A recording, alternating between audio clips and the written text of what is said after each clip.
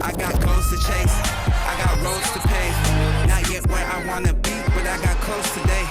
I went ghost today, I got least to say. I've been focused on these dreams like I didn't sleep today. Y'all can be so amazed, y'all ain't seen nothing like this.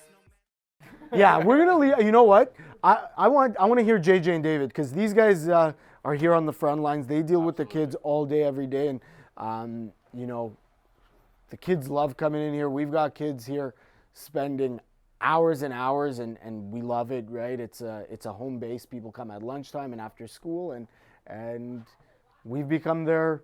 Are they coming in right now? They're friends and family to a lot of these guys, right? And at the end of the day, it's like, this is a safe place, right? This is where, when they come in here, and if a kid can kind of connect with us and feel like it's not just a customer that's just coming in here to spend money, that's when you can start, you know, teaching them and showing them, you know, the right ways, kind of.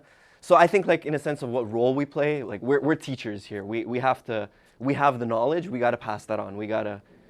We know what's right, we know what's wrong, and if we see, you know, the wrong habits forming, we have that opportunity to stop it. You know, if we see a kid is just completely off and just spending money here, there, we know that, you know, if they're making a mistake or not, we can kind of help them, and they're more likely to listen to us than mom or dad, because, you know. D, you made a good point. The safe space, right? Like, this is a safe place. Like, people come here and do trades with other people, irrelevant of Relikks, right? Like, two people will meet up as a safe spot to do a trade. We know the hobby is sometimes a very dangerous place, right? Like, especially for kids. Especially for kids. You're dealing with eBay, you're dealing with Reddit, you're dealing with strangers, with eBay and Facebook Marketplace and meetups and in parking lots. If we can provide a space to keep people safe and a transaction to go smoothly, not even Relikks involved. You know, that's very helpful, and that makes me happy. I'd say it's just like the little things. Like, I mean, D made great points, but going beyond that, like, kids come in here, and I mean, I remember myself when I was 10, 11, 12 years old, I didn't have a big budget. So we have the opportunity to give them free base cards or free supplies or things that we have extra of, and it makes their day. For sure. And the little things like that are what's going to engage more and more of these kids to get into the hobby, because they see an opportunity to come in here and, I'd say, find treasure in our trash, right? That's the best way I could say it, and it's a beautiful thing, because then we can get them into the hobby and get them engaged in the industry while also giving them an opportunity to succeed in the industry. Totally, that's a very, very good point. I think, you know, as a kid, and here's the other thing that we have to sort of call out, right?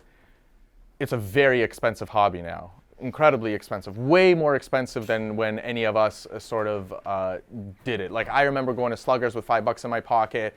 I'd eye the hockey packs. I'd grab a couple hockey packs, and I'd be like, sweet, you know, I get to chase for $5. Tell me right now what $5 would get you as a kid. You know, maybe a smile and a high five from David. That is what you're gonna get for $5. So I think, JJ, that's a phenomenal point, is when you come to a place like Relikks, you don't even have to have money in your pocket. You know, we have a ton of free base cards. We have binders where kids are sort of flipping dollar cards out of that they're trying to PC for whatever reason.